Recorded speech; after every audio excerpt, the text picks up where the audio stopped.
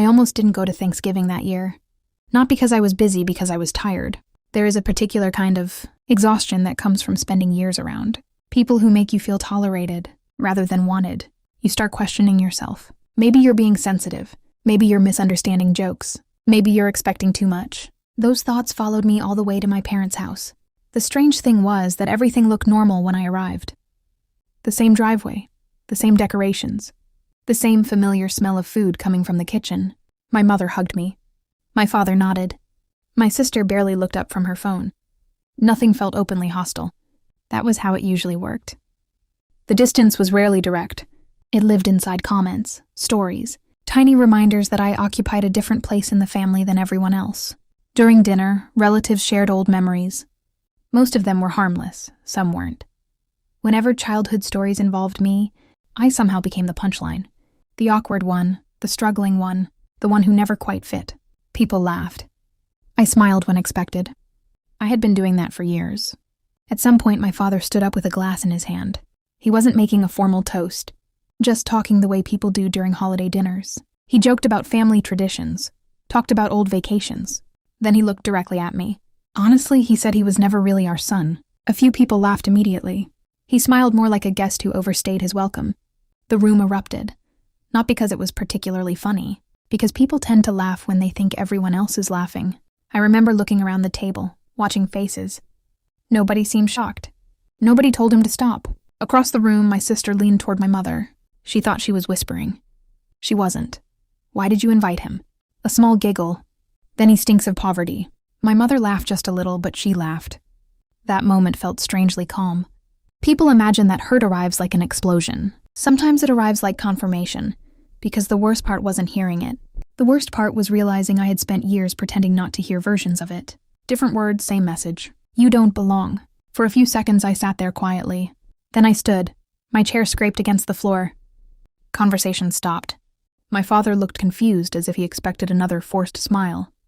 Another attempt to keep peace. Instead, I simply said, I'm done. Nothing more. No speech, no accusations, no dramatic exit. I picked up my coat and left. Behind me, I heard my name being called. I kept walking. The drive home felt longer than usual.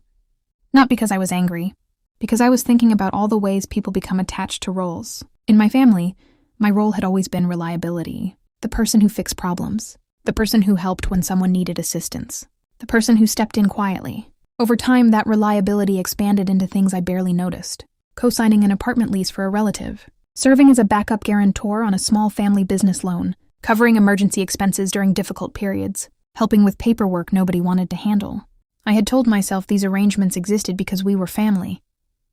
For the first time, I wondered whether family was the only reason they existed at all. The following week, I started making phone calls. Not emotional calls, administrative ones. I contacted the organizations connected to those obligations. Party managers, financial institutions, lenders. I asked what responsibilities could be legally removed or transferred. The answers were straightforward. Some commitments had to remain until existing terms ended. Others could be updated immediately. Forms were submitted. Docs were reviewed. Notifications were sent. Nobody was punished. Nobody was abandoned. Responsibilities were simply reassigned to the people who actually benefited from them. A few days later, my phone began ringing, then ringing again and again. At first, I ignored it. Eventually, I listened to the messages.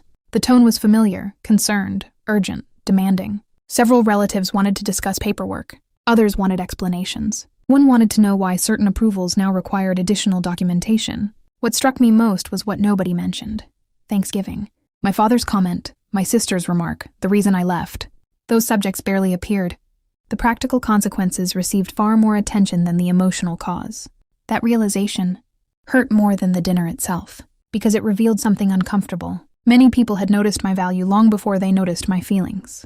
The weeks that followed changed relationships. Some relatives became distant. Some became defensive. A few reached out sincerely, not to argue, to listen. Those conversations mattered even if they came late. My relationship with my parents never fully recovered. Maybe they believed I overreacted. Maybe they still do. I honestly don't know. What I do know is that something shifted inside me. For years, I believed belonging required endurance. That if I absorbed enough insults, overlooked enough slight, eventually acceptance would arrive.